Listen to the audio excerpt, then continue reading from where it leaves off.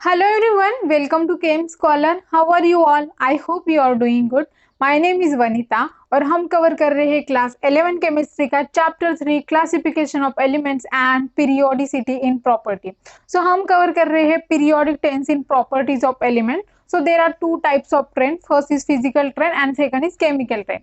तो physical trend में हम तीन ट्रेंड देख चुके हैं. फर्स्ट था एटॉमिक रेडियस, सेकंड था आयोनिक रेडियस और थर्ड था आयनाइजेशन एंथैल्पी.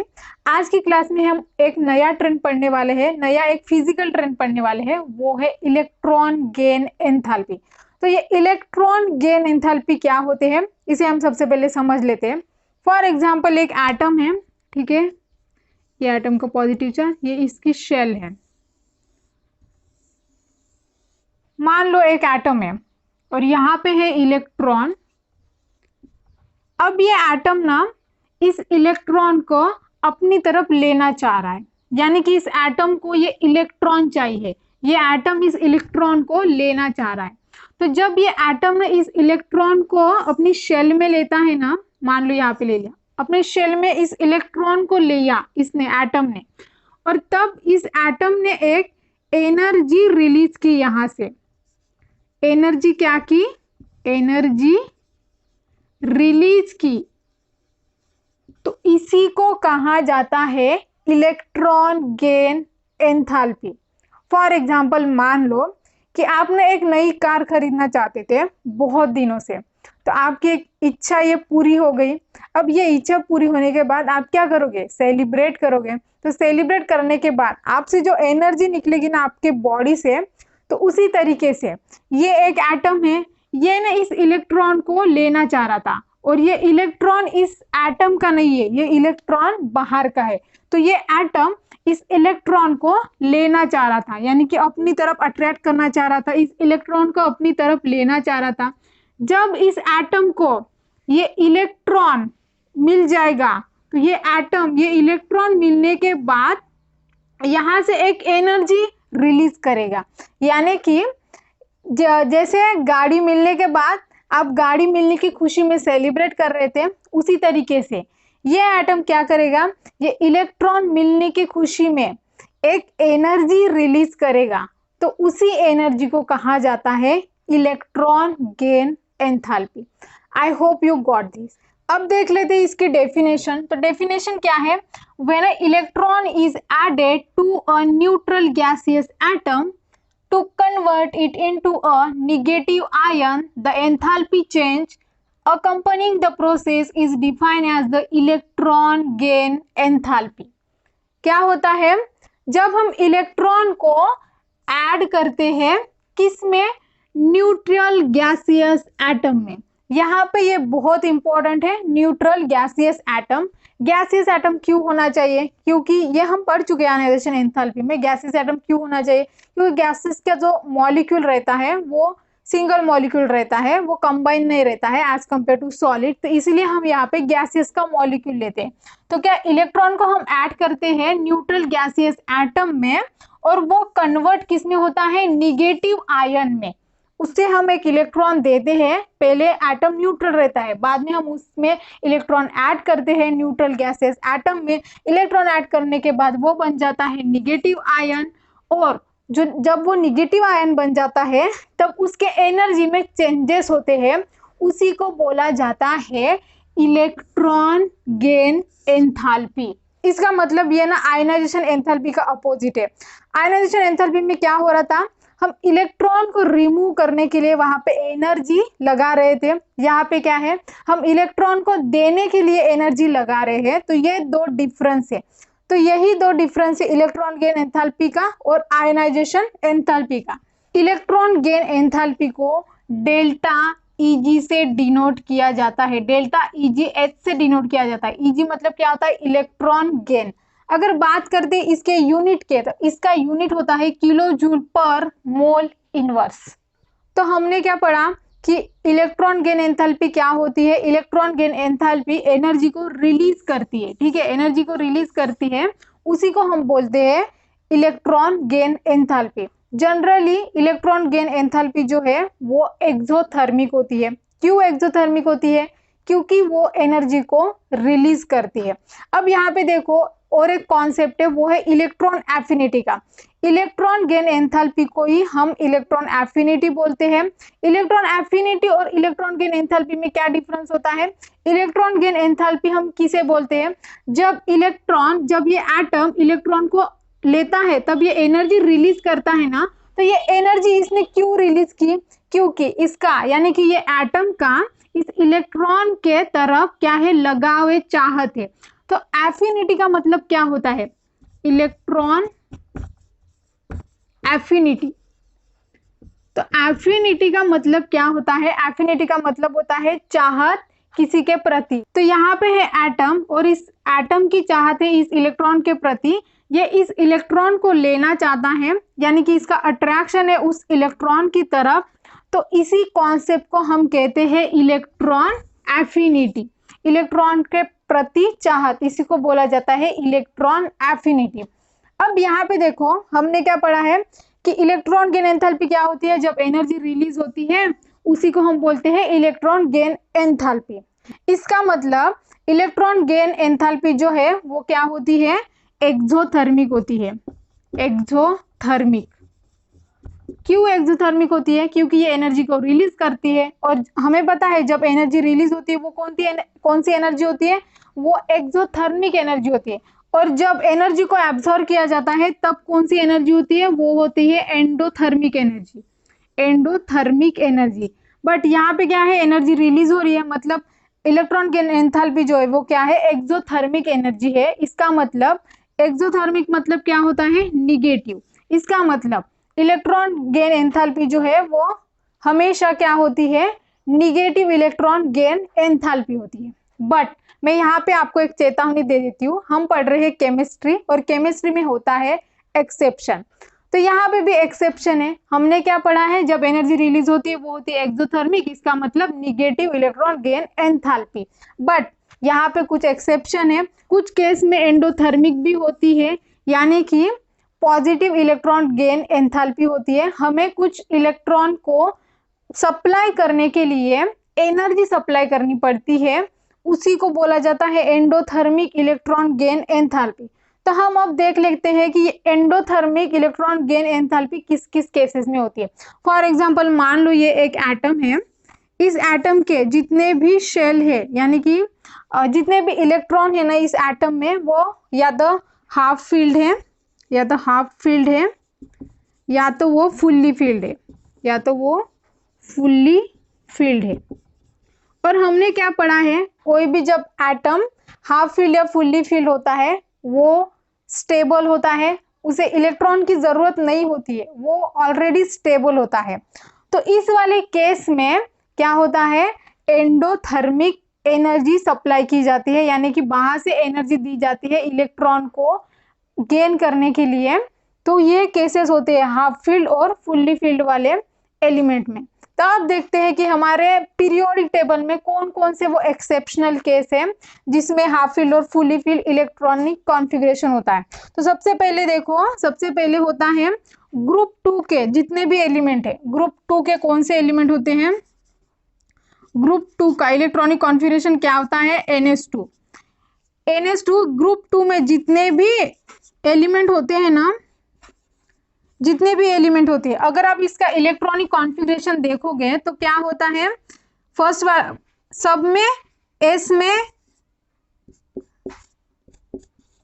एस जो ऑर्बिटल है सब में 2-2 इलेक्ट्रॉन होते हैं, यानी कि एस ऑर्बिटल जो है वो पूरी तरीके से भरा हुआ होता है। इसका मतलब क्या है? ये एस ऑर्बिटल पूरी तरह से फिल है। इसका मतलब क्या है? ये एलिमेंट पूरी तरीके से स्टेबल है, इनको और इलेक्ट्रॉन को लेने की जरूरत नहीं है। बट क्या होता है? इनको इलेक्ट्रॉन की जरूरत नहीं है, बट हम इलेक्ट्रॉन को उसे जबरदस्ती दे रहे हैं। हम बाहर से एनर्जी सप्लाई करके उसको बोल रहे हैं कि तू इलेक्ट्रॉन ले ले, क्योंकि हम बाहर से तुझे एनर्जी दे रहे हैं। तो तब होता है एंडोथर्मिक, यानी कि पॉजिटिव इलेक्ट्रॉन गेन एंथैल्पी। वहां पे हमें एनर्जी देनी पड़ती है, तो उस केस में होता है एंडोथर्मिक, यानी कि पॉजिटिव इलेक्ट्रॉन गेन एंथैल्पी। ये फर्स्ट हो गए एक्सेप्शनल केस। दूसरी एक्सेप्शनल केस है नाइट्रोजन नाइट्रोजन के केस में क्या होता है, इसका इलेक्ट्रॉनिक कॉन्फ़िगरेशन आप देखोगे तो 1s2 2s2 2p3। अब देखो इसके p ऑर्बिटल में 3 इलेक्ट्रॉन है, यानी कि ये हाफ फील्ड है, ये भी स्टेबल है, इसको भी इलेक्ट्रॉन की जरूरत नहीं है। तो यहाँ पे भी हमें एनर्जी देनी पड़ेगी इलेक्ट्रॉन को, उसको गेन करने के लिए, इसीलिए यहाँ पे भी क्या होती है, एंडोथर्मिक, यानी कि पॉजिटिव इलेक्ट्रॉन गेन एंथैल्पी होती है। तीसरा एक्सेप्शनल केस है नोबल गैसेस। नोबल गैसेस, जितने भी नोबल गैसेस होते हैं ना, सारे के सारे कौन से होते हैं noble gases? Helium, neon, argon, krypton, ये सारे के सारे नोबल गैसेस है। इनमें क्या होता है, सारे में जो इलेक्ट्रॉनिक कॉन्फ़िगरेशन है 1s2 2s2 2p6, यानी कि इनका जो हेलियम का फर्स्ट एस ऑर्बिटल पूरी तरीके से फिल होता है, और जितने भी है ना ग्रुप 18 के एलिमेंट यानी कि नोबल गैस, उसमें वो पूरे के पूरे स्टेबल होते हैं, इसलिए उसे नोबल गैस कहा जाता है। उनका एस ऑर्बिटल भी फुल होता है, उनका पी ऑर्बिटल भी फिल होता है, इसीलिए वो एक्स्ट्रा स्टेबल होते हैं। तो इन्हें इलेक्ट्रॉन की जरूरत नहीं है, तो इन्हें इलेक्ट्रॉन देने के लिए हमें एनर्जी बाहर से सप्लाई करनी पड़ती है, यानी कि एनर्जी की रिक्वायर्ड होती है। तो इसीलिए यहाँ पे भी क्या होता है, पॉजिटिव इलेक्ट्रॉन गेन एंथैल्पी होता है। अब देखो यहाँ पे एक टर्म आती है फर्स्ट इलेक्ट्रॉन गेन एंथैल्पी और सेकंड इलेक्ट्रॉन गेन एंथैल्पी। तो ये क्या होते हैं हम देख लेते हैं। तो फर्स्ट गेन एंथैल्पी मतलब क्या होती है, फर्स्ट इलेक्ट्रॉन गेन एंथैल्पी। तो देखो ये ऑक्सीजन है, ठीक है, इसे हमने एक इलेक्ट्रॉन प्रोवाइड किया है, यानी कि इसने एक इलेक्ट्रॉन लिया है, तो ये क्या बन गया, O नेगेटिव, यानी कि ये अनायन बन गया। तो ये हो गया इसका फर्स्ट इलेक्ट्रॉन गेन एंथैल्पी। अब हम क्या कर रहे हैं, इसी निगेटिव आयन को, ये अनायन बन गया, इसको हम और एक इलेक्ट्रॉन दे रहे हैं। तो अब इसको हम इलेक्ट्रॉन देंगे तो क्या होगा, ये है निगेटिव अनायन और हम उसको और निगेटिव दे रहे हैं, यानी कि निगेटिव निगेटिव, जब निगेटिव निगेटिव चार्जेस आते हैं तो क्या होता है, उनमें रिपल्शन होता है। तो इनमें रिपल्शन होगा और रिपल्शन की वजह से ये इलेक्ट्रॉन नहीं लेना चाहेगा, क्योंकि इन दोनों में रिपल्शन फोर्स ज्यादा होगा। अब तब हमें क्या करना पड़ेगा, इसको इलेक्ट्रॉन देने के लिए बाहर से एनर्जी सप्लाई करनी पड़ेगी। तो वहां पे क्या होगा, फिर एंडोथर्मिक एनर्जी होगी। इसका मतलब वहां पे क्या होगा, positive electron gain enthalpy. First electron gain enthalpy क्या होगी, फिर निगेटिव इलेक्ट्रॉन गेन एंथैल्पी, और सेकंड क्या होगी, पॉजिटिव इलेक्ट्रॉन गेन एंथैल्पी। तो हम जब फर्स्ट इलेक्ट्रॉन प्रोवाइड करते हैं, जब वो फर्स्ट इलेक्ट्रॉन लेता है एटम, तो वो हमेशा होती है निगेटिव इलेक्ट्रॉन गेन एंथैल्पी, और जब हम सेकंड इलेक्ट्रॉन उसे देते हैं तो वहां पे हमें एनर्जी सप्लाई करनी पड़ती है, तो वहां पे होता है पॉजिटिव इलेक्ट्रॉन गेन एंथैल्पी।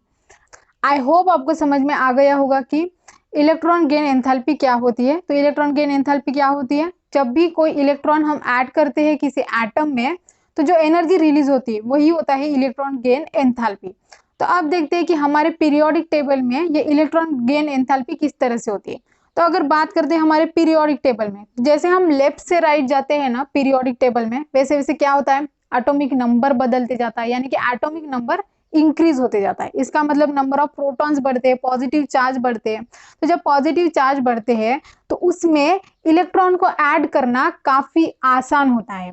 तो इसकी वजह से जो इलेक्ट्रॉन गेन एंथैल्पी है ना, वो मोर निगेटिव होती है, क्योंकि वो जल्दी से इलेक्ट्रॉन जो है एटॉमिक नंबर उनके पास पॉजिटिव चार्जेस ज्यादा है, तो वो एनर्जी जल्दी रिलीज करते हैं वो इलेक्ट्रॉन लेने के लिए। तो इसके वजह से जैसे हम लेफ्ट से राइट जाते हैं ना, तो वो इलेक्ट्रॉन गेन एंथैल्पी है वो हमेशा मोर निगेटिव होती है।